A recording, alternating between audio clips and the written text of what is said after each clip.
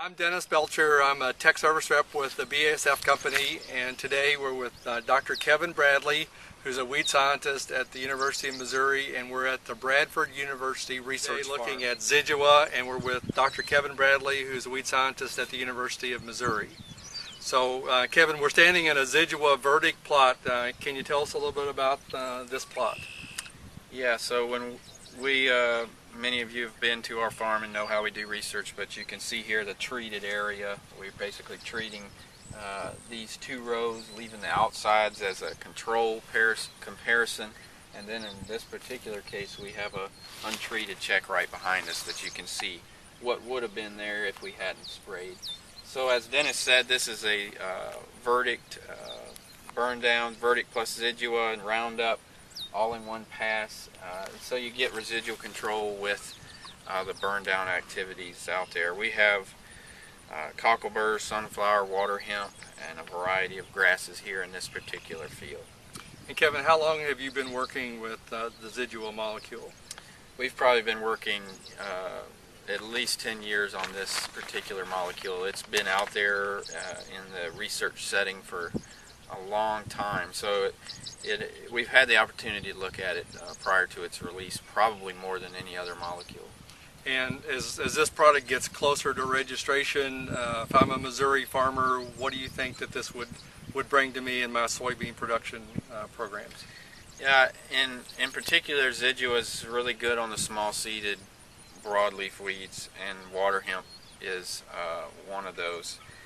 So water hemp is going to be a particular fit. This also brings grass control as well. A lot of our pre-emergent soybean herbicides do not do much, if anything, to grasses, so that's a particular fit. And then, you know, it also picks up some of the larger seeded broadleafs. Velvet leaf, for example, works a little bit on some things that kind of surprised us, like common ragweed and things like that. So the small seeded broadleafs and the grasses are going to be the key of this product. What do you see across the state of Missouri as your number one weed problem in soybeans? Yeah, no question, our number one weed problem in Missouri is glyphosate resistant water hemp. It is not slowed down any since I've been working on it the past 5 or 6 years. We continue to have more of our acreage impacted by glyphosate resistant water hemp, and so a new molecule that has activity on our worst species is going to be good for Missouri growers.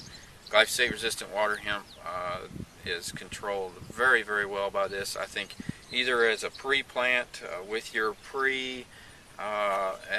before you plant, or perhaps even putting it on very small soybeans post-emergence to get that residual activity later in the season for those late water hemp flushes that we always have.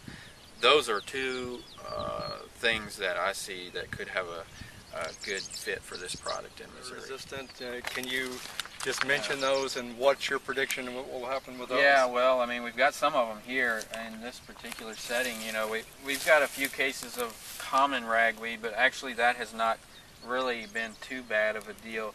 The mare's tail, in particular this season, the mare's tail, I've gotten probably more complaints about it than ever.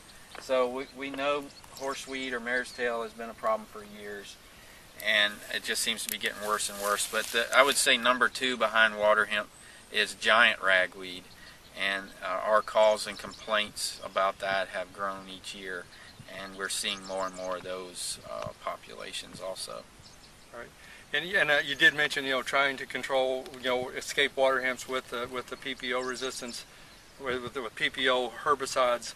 Can you mention PPO resistance on water hemp also? Yeah, and that's another reason why we've really got to get out in front of this. We do have select, luckily they're not widespread that I know about, but we have select populations of water hemp around that have three-way resistance, resistant to the ALS inhibitors, resistant to glyphosate, and resistant to those exact tank mixers I just mentioned a little while ago, the PPO inhibitors, the Cobras and the Flex Stars and all of that. So in those places we don't have any post-emergence herbicide options. We must deal with it with pre-emergence herbicide in Roundup Ready soybeans. Or in Roundup Ready soybeans, we must deal with it with herbicides that have residual activity. We just don't have any options.